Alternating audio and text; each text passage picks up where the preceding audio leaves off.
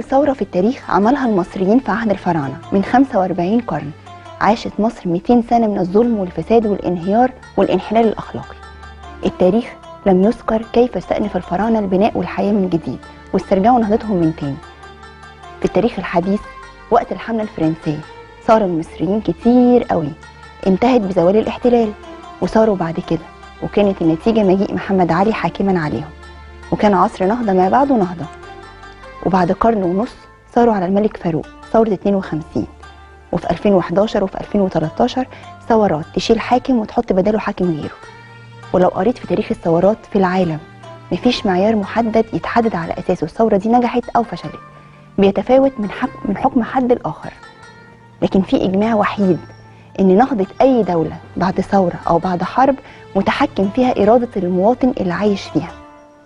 ألمانيا بعد الحرب العالمية الثانية مات في الحرب 10 مليون واتسجن 5 مليون، كانت مدينة من الأنقاض. تخيلوا إن الستات اللي جوزها وابنها اللي مقتول واللي مصاب جمعوا نفسهم وبقوا يبنوا مساكن من الأنقاض، ورق الجرايد بدل الشبابيك، وعاشوا على أكل البطاطس. بقوا ينظموا نفسهم لتعليم الأطفال، كانوا بيعملوا شعارات على الحيطان كلها عن العمل: لا تنتظر حقك، افعل ما تستطيع، ازرع الأمل قبل القمح. في مصطلح بيقولوه في ألمانيا إن عدوى الأمل انتشرت بين أفراد شعبهم. فازوا بكأس العالم بعد 9 سنين من الحرب العالمية. رجال الأعمال وقتها كل واحد اتبنى 50 شاب لتدريبه وتعليمه. والله كان ممكن يقضوها ثورات برضه ومظاهرات حقهم، لكن كانت النتيجة وصلهم للعز اللي هم فيه ده.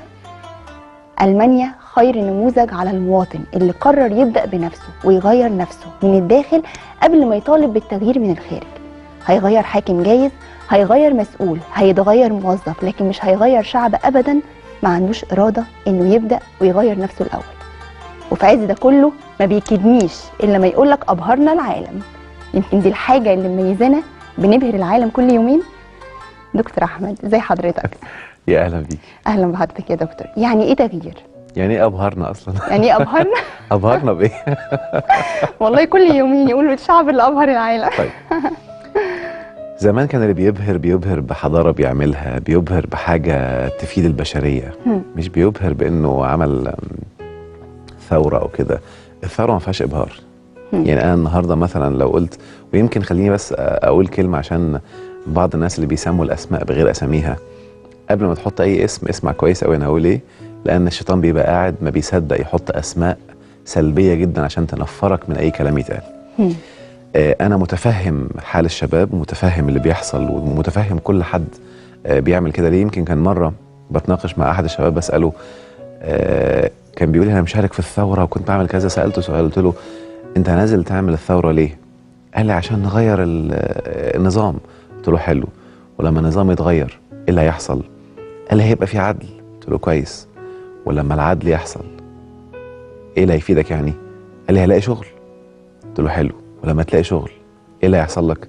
قال لي عيش مرتاح وسعيد. قلت له ليه اللفه دي كلها؟ ما ربنا قال لك ازاي تعيش مرتاح وسعيد وما تخليش اي مخلوق يضرك اصلا. في ناس بتلجأ للطريق الطويل، وفي ناس بتلجأ للطريق القصير اللي ربنا اداه لنا.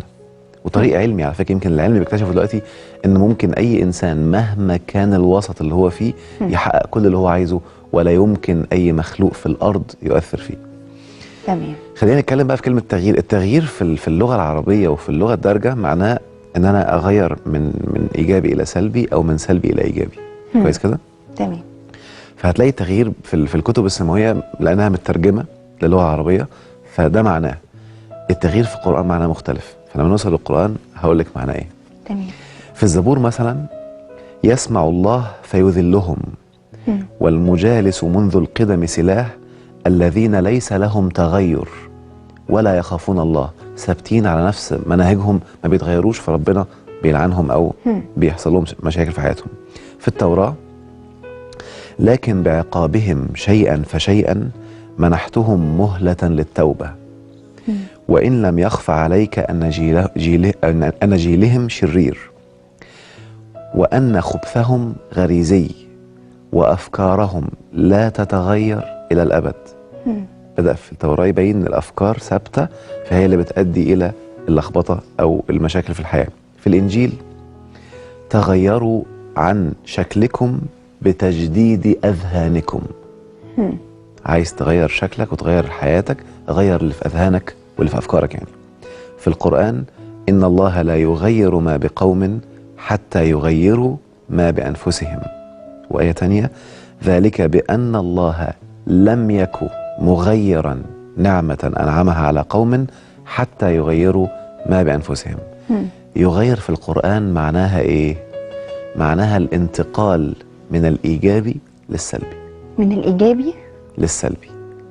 يعني ربنا بيقول إن الله لا يغير ما بقوم، يعني ربنا مش هيغيرك من الإيجابي للفطرة وإنك تبقى عندك رزق وعندك صحة وعندك سعادة وعندك غنى إلى سلبي، فقر، مرض، مشاكل، ضغوط، حتى يغيروا ما بأنفسهم.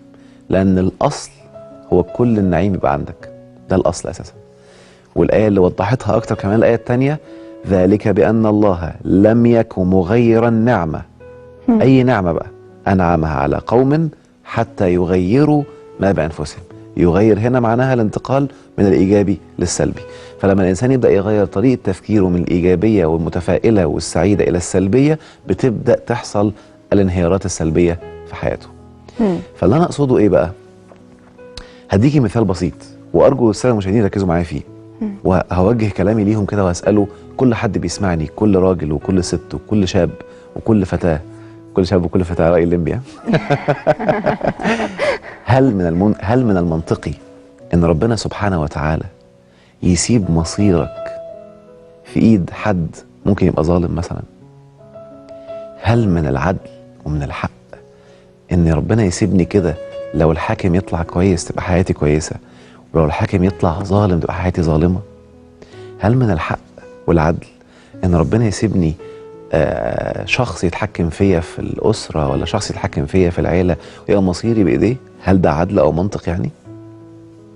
ويبقى أنا قاعد مستني بقى ده يتغير أو ده يروح عشان تبقى حياتي سعيدة؟ أنت عارفة أن مرة عملوا تجربة على بعض الشباب اللي هم حصلوا على نصيب في أمريكا. في حاجة اسمها اليانصيب كده، بيشتروا ورق بفلوس $1 تقريبا، وبيجمعوا كل شهر كده، بيتباع منه ملايين. بيجمعوا كل شهر شخص بالصدفة قمار يعني يدوا له $5 مليون، وهم أكيد كسبوا 80-90 مليون دولار. بدأ بعض العلماء يدرسوا الأشخاص اللي هم أخذوا الفلوس دي، إيه اللي حصل لهم في حياتهم بعدها. لقوهم في وقت قليل جدا، معظمهم في وقت قليل رجع أسوأ مما كان عليه، رغم أنه هو أخذ فلوس، لأنه لم يتغير من جوه أو لم يتحسن. بقى الانتقال من من السلبي للإيجابي اسمه التحسين، أو أن أنا أحسن، أو اسمه التوبة. حلو كده؟ فده شيء مهم جدا ان كل انسان لازم يسعى ازاي يغير من نفسه ويبتدي بنفسه. ايوه، اهم حاجه اغيرها هي افكاري. معظم اللي مودي الناس ورا الشمس افكارهم. طب قبل ما ندخل على حته الافكار دي، عايزه اسال على النقطه دي. هل حضرتك بتعمم؟ حضرتك قلت دلوقتي في الطريقين ممكن يوصلوا، يعني طريقه ان انا عايزه اعمل تغيير جماعي، عايزه اغير حاكم، عايزه اغير كذا. حضرتك شايف ان الطريقين ممكن في النهايه يوصلوا، لكن ده الطريق الاطول وده الاقصر؟ لا طبعا. ولا ان ده مش هيغير لو انت ما اتغيرتش من نفسك؟ أيوة، برضو الطريق الطويل الاطول. هقول لك قاعده مهمه خلي الناس تنتبه ليها. اذا انت سعادتك او اذا انت الهدف اللي بتعمله مرتبط فيه باخرين، وان لو حد فيهم ما بقاش معاك ممكن تروح في داهيه، اعرف ان ده طريق غلط. طيب يعني اديكي مثال. انا النهارده قررت اعمل ثوره، ونزلت في الشارع وفجاه بقيت لوحدي، ممكن اروح في داهيه، يبقى الطريق ده غلط. الطريق الصح مستحيل يحصل لك ضرر طول ما انت ماشي فيه. طب ما هو ثانيه ايا كان، مش معتمد على اخرين. الكلام ده يعمم يا دكتور احمد على كل حاجه. طب ما هو ثانيه واحده يا دكتور، ساعه قبل الثورات اللي عملوها جابوا محمد علي في النهايه وغيروا، عمل نهضه رهيبه في مصر. طب انتبهي كده، ركزي معايا في كل راعي مسؤول عن رعيته، فانا عايزه الراعي ده برضو ليه دور. ركزي معايا في الحته دي. انا هنا بكلم مين؟ ما هو اسلوب الخطاب بيتغير لما يكون المخاطب مكانه مختلف. انا هنا بكلم الشباب، لو بكلم الحاكم هسلخه، هقول له كلام تاني خالص. تمام. لكن انا هنا بكلم الشباب ازاي لو انت كان عندك حاكم سلبي تعرف تخليه ما يأثرش عليك سلبا نهائيا. لكن لو حاكم سلبي بكلمه اكيد كلامي هيتغير، وهدخل فيه شمال وهقول له طبعا لو في ظلم غلط، وهتكلم في وشه، هبين له ازاي يرعى بالاساليب اللي ربنا اداها له. بس انا هنا خطابي مش لحاكم، خطابي للناس. ازاي تخلي نفسك ما حدش ياثر فيك. حلو كده؟ اوكي. وبالتالي اللي انا اقصده ايه بقى؟ اول ما الانسان يبدا يتغير ويبقى عارف معلومه مهمه كده، ان كل الرزق اللي يخلي حياتك جنه موجود حواليك دلوقتي. انت اللي مش لاقيه. يمكن بقول للشباب دايما ربنا مدينا كنز من العملات موجوده معاك. غيرك معاه عمله جنيه، انت معاك عمله كذا او كذا او كذا. واقول معلومه تانية، ارخص عمله عند الانسان هي الجهد البدني المتعب. واغلى عمله عند الانسان هي الافكار. حلوه جدا موضوع العملات، وموضوع ان كل واحد ليه عمله دي، عشان دي هتفتحنا شويه اسئله عن الفقر اللي احنا اتكلمناه من الحلقه اللي قبل اللي فاتت، فليه شويه تساؤلات عليها. بس هنطلع فاصل ونرجع تاني بعد الفاصل ان شاء الله.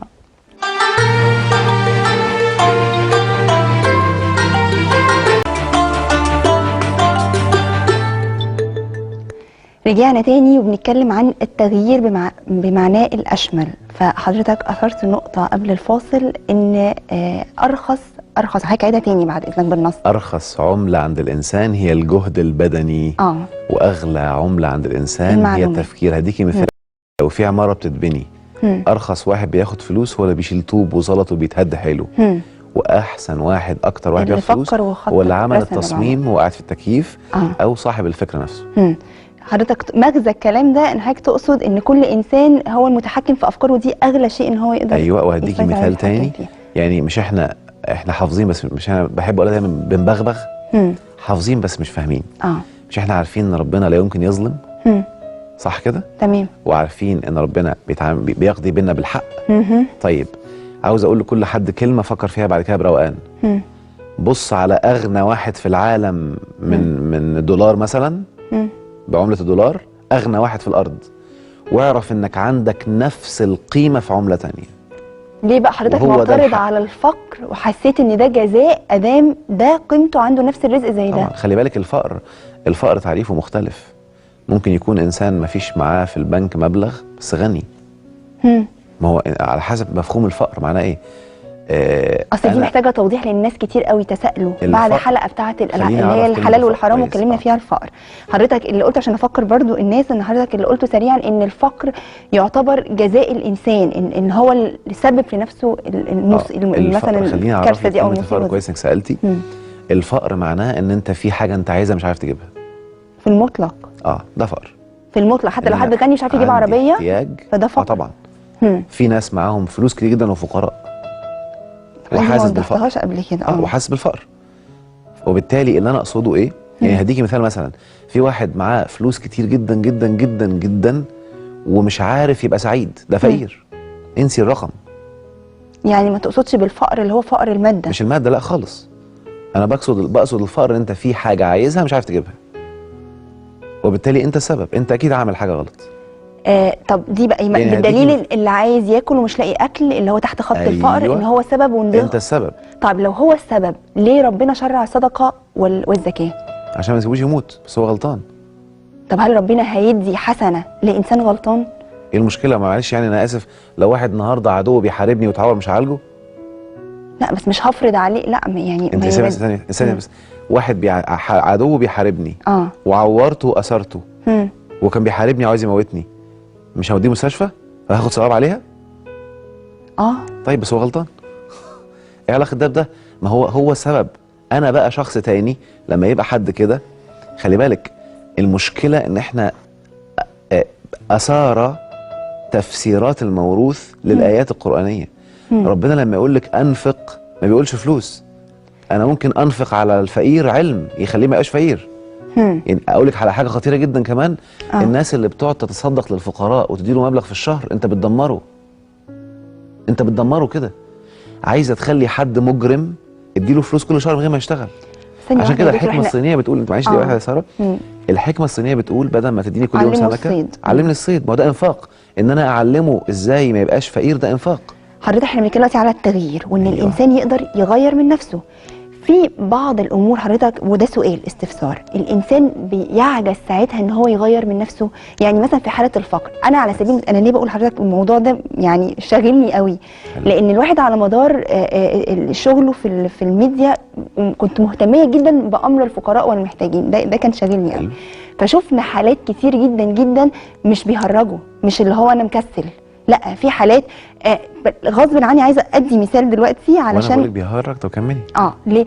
واحده مولوده مشلوله، عندها شلل اطفال وعندها عجز وما عندهاش اي حد من اقاربها عايش معاها، وعاجزه وقاعده في بيتها. حلو. فغصب عنها يعني مش بايدها حيله. بصي سميها بقى، سميها بقى، ما تقوليش غصب عنها.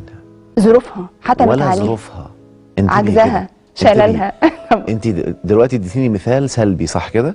طيب انا لو جبت لك واحد بقى مولود لا عنده ايد يمين ولا شمال ولا رجل يمين ولا شمال، صح، وبنسمع عنها. انتبهي بقى، انتبهي. وفهم القوانين الكونيه بتاعت ربنا سبحانه وتعالى، وبقى ملياردير واشهر معاق في العالم. صح، وبنسمع في بقى من الامثله دي كتير جدا. انا بقى بديكي طريقتين. الشخص اللي يفضل قاعد، انا بسميها بيبرر، مش انا قلت لك في حلقه من الحلقات المبرر ممكن يخليكي تعملي الموبقات وانت مطمنه. لو الانسان جات له فكره اصل انت فقير، اصل انت معاق، ويا حرام الناس سايباك والناس كذا، الفكره دي هي اللي بتقتله. لكن لو قال انا هعتمد على ربي بس لا شريك له من ظروف ولا احداث ولا اشخاص، والله ما هيبقى فقير. فانا بعمل الحلقه دي مش عشان تقعد تأنب نفسك، لا، انا عم بقول لك الفقير هيتحاسب عشان تصحى وتخرج من اللي انت فيه. احمد ربنا انك دلوقتي شفت الحلقه في التلفزيون، لان قد تكون الفكره دي تخليك غني بعد سنه ولا اتنين. ده في ناس بتصبرها فعلا ان ربنا لا انتبهي بقى، انا معلش انا اسف معلش، ده شغلي بتاع علم النفس بقى، ده اسمه مخدر عقلي. في ناس بتفضل ممكن يوصلوا لليأس، يعني انا كمان كده وكمان هاخد سيئات. لا مش سيئات، انا بقول هيتحاسب، يعني كمان هتحاسب على فقري.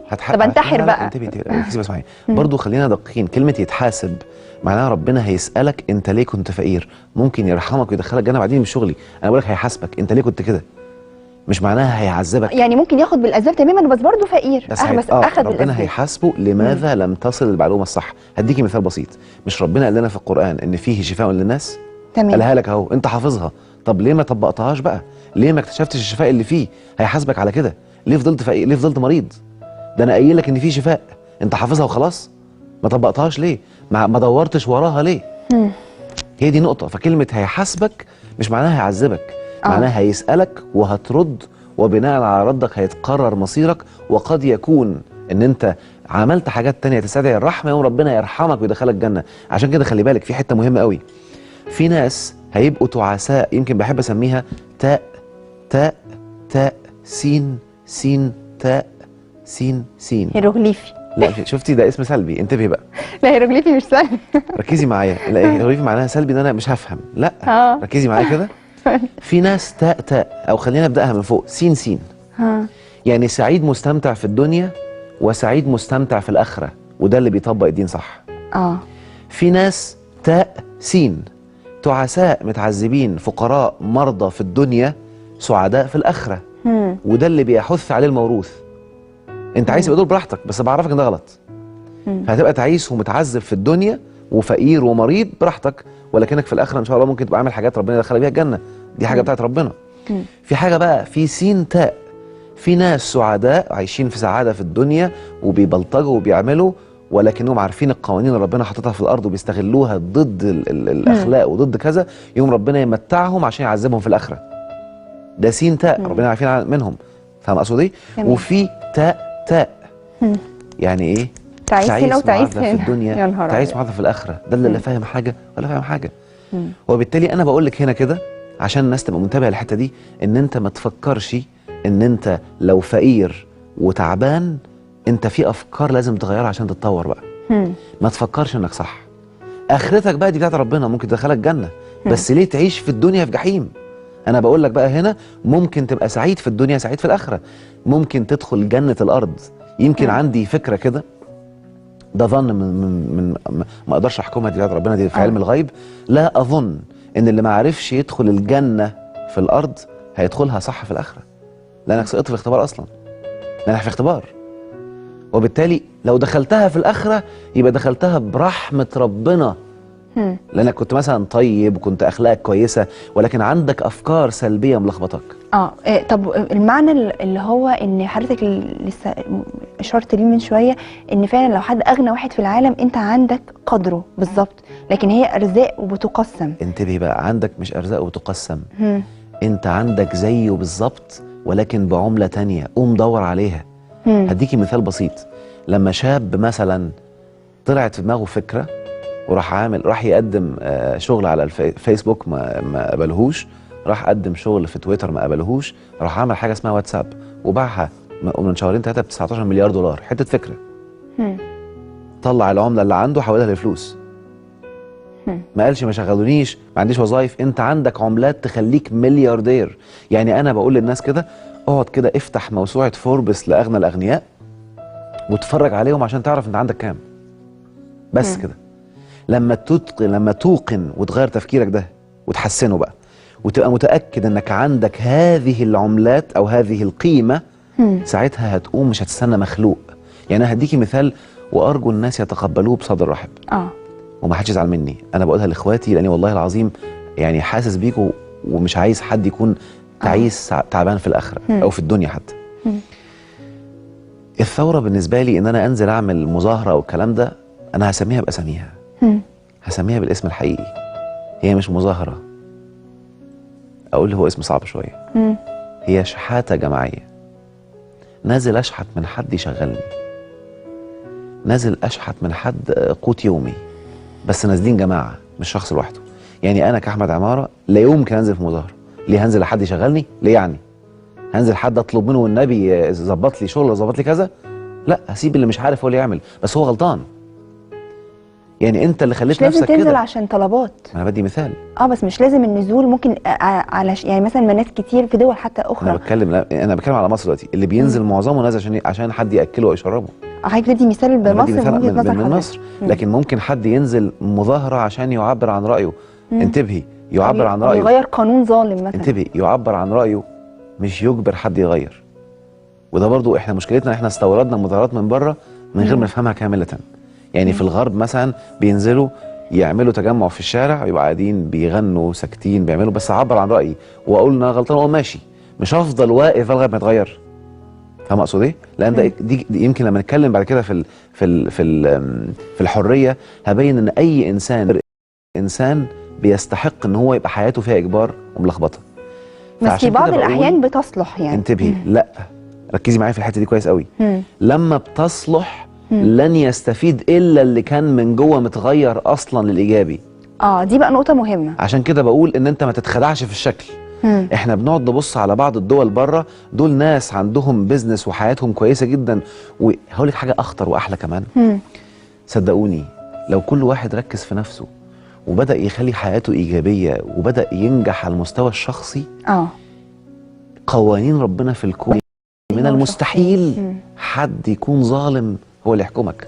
من المستحيل. فهمت اقصد ايه؟ فبالله عليك سميها باساميها، تعرف تستمتع فيها وانت السبب، اختار. بالظبط. والله يعني استفدنا كويس جدا. فيها برضو حاجات وتفاصيل محتاجه وقت اكيد اعمق واكتر، بس حضرتك بتفتح مدارك يعني انا الحلقات دي هدفها انك تحط نفسك على الطريق وتدور تقرا بقى. مش هينفع كل حاجه اعملك بايدك كده 1 زائد 1 يساوي 2. لا، واحنا بنفتح لك المدارك وننطلق بعد كده. وبنأكد على حاجه مهمه، ان فعلا دكتور احمد دايما يقولها، ان مش لازم يعني هو بيقول اراء واجتهاداته الشخصيه، في اللي هياخذ بيها ويقتنع بيها كامله، وفي يعني ده حق راجع لكل واحد متلقي. واحد هياخد جزء ويسيب جزء براحتك. بالظبط. واحد هيبتدي يسعى ويدور طب الراي الثاني ايه، شغل عقلك واسمع من شخص اخر براي ثاني وقرر. انت حر، استفتي قلبك، بس اسمع من ده واسمع من ده. بالظبط. احسن من ان احنا يبقى في ضمور في التفكير. شكرا جدا يا دكتور احمد، ونشوفكم ان شاء الله الحلقه الجايه على خير.